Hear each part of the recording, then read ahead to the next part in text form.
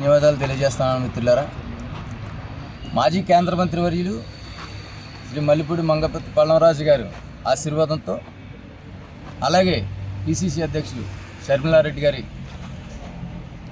ఆశీర్వాదంతో జగ్గంపేట నియోజకవర్గ ఎమ్మెల్యే అభ్యర్థిగా మరుతి శివగణేష్ అనే నేను ఈరోజు 23వ తేదీన నామినేషన్ వేయడం జరిగింది కాంగ్రెస్ పార్టీ తరఫున.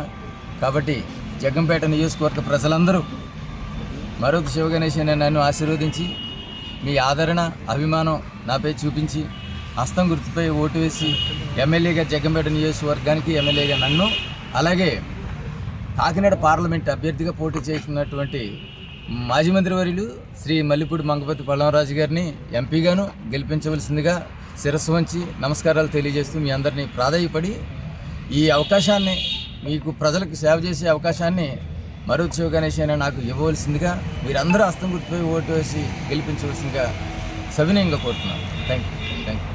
జగ్గంపేట నియోజకవర్గంలో కాంగ్రెస్ పార్టీ ఎమ్మెల్యేగా ప్రజల ఆశీర్వాదంతో నేను గెలిచిన అనంతరం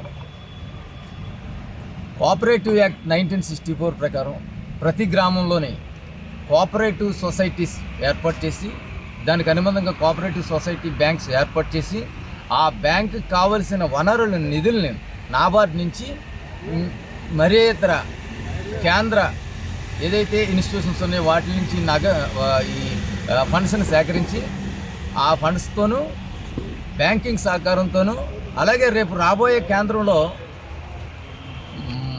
కాకినాడ పార్లమెంట్ నుంచి పోటీ చేసిన పల్లంరాజు గారికి డెఫినెట్గా క్యాబినెట్లో మంత్రిగా వచ్చే అవకాశం ఉంది. ఆయన సహకారం కూడా తీసుకుని ఇండస్ట్రియల్ ఇండియాలో భాగంగా ఈ కాకినాడ పార్లమెంట్ని మోడల్ ప్రాజెక్ట్ కానీ తీసుకుని ఈ జగ్గంపేట నియోజకవర్గంలో ప్రతి గ్రామంలోని ఈ సొసైటీస్ బ్యాంక్స్, ఏదైతే సొసైటీస్ బ్యాంకులోని ప్రజలే భాగస్వాములుగా ఉంటారు, ప్రజలే డైరెక్టర్లు ఉంటారు, వీళ్ళే యజమానులుగా ప్రతి గ్రామంలోని పరిశ్రమలు ఏర్పాటు చేయాలని ఆలోచనతో ఉన్నాం. ప్రజలే దానికి పరిపాలకులు అవుతారు, ప్రజలే యాజమాన్యం అవుతారు, ప్రజలే బ్యాంకులు డైరెక్టర్లుగా ఉంటారు. ఆ బ్యాంకు యాజమాన్యంగానే పరిశ్రమలు ఏర్పాటు చేయాలని చెప్పేసి ప్రతి గ్రామంలోని అక్కడ ఏదైతే అవకాశాలు ఉన్నాయో, ప్రజలకి ఏదైతే వీలుగా ఉన్నాయో అలా పరిశ్రమలు ఏర్పాటు చేసి ఈ నియోజకవర్గంలో 2 లక్షల మందికి ఉపాధి అవకాశాలు కల్పించేదానికి ప్రయత్నం చేస్తానని చెప్పేసి సందర్భంగా తెలియజేస్తున్నాను.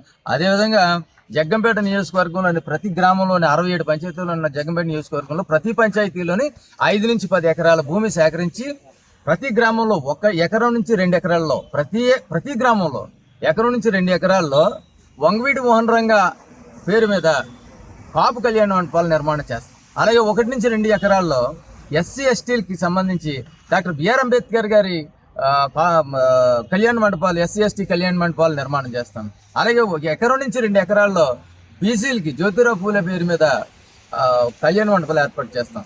అలాగే మిగిలిన 4 ఎకరాల్లోని పార్కులు ఇవి ఏర్పాటు చేస్తాం. 5 నుంచి 10 ఎకరాలు సేకరించి ఈ ప్రజలకు కావాల్సిన వసతులను ఏర్పాటు చేస్తాం. అదే కళ్యాణ మండపాల్లో 2 ఎకరాల్లో నిర్మాణం చేసిన ఈ కాపు కళ్యాణ మండపం, ఎస్సీ కళ్యాణ మండపం, బీసీ కన్యాల మండపాల్లో డిజిటల్ లైబ్రరీలు ఏర్పాటు చేస్తాను. అలాగే మహిళలకు ఏదైతే చేతివృత్తులకు సంబంధించిన నాలెడ్జ్ హబ్స్ ఏవైతే ఉన్నాయో వాటిని ఏర్పాటు చేసి వాటికి ట్రైనింగ్ ఇచ్చి వాళ్ళకి జీవనోపాధి పొందే విధంగా ప్రయత్నం చేస్తానని చెప్పేసి ఈ సందర్భంగా తెలియజేస్తాం. సో ఇప్పటివరకు మీరు తిరిగారు కదా, ఇప్పుడు జగ్గంపేట నియోజకవర్గంలోని మెట్ట ప్రాంతం మనకి వాటర్ రిసోర్సెస్ చాలా ఇబ్బందికరమైన పరిస్థితులు ఉంటాయి. ఇవాళ పుష్కర్ ప్రాజెక్ట్ ఉంది. పుష్కర్ ప్రాజెక్ట్ కాంగ్రెస్ గవర్నమెంట్లోనే చాలా ప్రతిష్టాత్మకంగా తీసుకొచ్చిన ప్రాజెక్ట్. ఆ ప్రాజెక్ట్ని ఇవాళ జగన్మోహన్ రెడ్డి ప్రభుత్వంలో నిర్వీర్యం చేశారు. ఆ ప్రాజెక్ట్ని సంపూర్ణంగా దాన్ని మళ్ళీ పునర్వైభవం తీసుకొచ్చేదానికి ప్రయత్నం చేస్తాం. అలాగే జగ్గంపేట నియోజకవర్గం సగ భాగం ఆధారపడి ఉన్న భాగం ఏలేరుని వాళ్ళ ఏదైతే రొయ్యలు సిద్ధ పరిశ్రమలు ఉన్నారో అతి దారుణంగా వాళ్ళు పొల్యూషన్తో ఇవాళ మొత్తం ఏలేరు ప్రాజెక్టు నెత్తి మీద project Rajyalakshmi marine sea foods అని కడతా ఉన్నారు. దానివల్ల 10 లక్షల మంది నీరు తాగుతున్నారు, 1,00,000 ఎకరాలకు సాగునీరు అందుతుంది. ఆ ప్రాజెక్ట్ మొత్తం నిర్వీర్యం అయిపోయే పరిస్థితి ఉంది. గ్రౌండ్ వాటర్ మొత్తం నిర్వీర్యం అయిపోయింది. అలాగే మిగిలిన ఫిషరీస్ వల్ల, దేవి ఫిషరీస్ లాంటి పరిశ్రమల వల్ల గ్రౌండ్ వాటర్ మొత్తం పొల్యూట్ అయిపోయింది. వీటిని ఏ యాజమాన్యం మీద నాకు కానీ కాంగ్రెస్ పార్టీకి కానీ ఏ విధమైన పక్షపాతం ఉండదు. యాజమాన్యాలకి పరిశ్రమలకి మేము వ్యతిరేకం కాదు, కానీ పొల్యూట్ అవ్వకూడదు, ప్రజారోగ్యం పొల్యూట్ అవ్వకూడదు, గ్రౌండ్ వాటర్ పొల్యూట్ అవ్వకూడదు, భగవంతుడు మనకి ఇచ్చిన ఏదైతే జలవనరులు ఉన్నాయో అవి పాడు చేయకూడదు. ఆ పాడు చేసే వ్యక్తుల మీద, వాటిని కలుషితం చేసే వ్యక్తుల మీద కాంగ్రెస్ పార్టీగా మేము పోరాడుతూనే ఉంటాము. ప్రజారోగ్యం కోసం పోరాడతాం.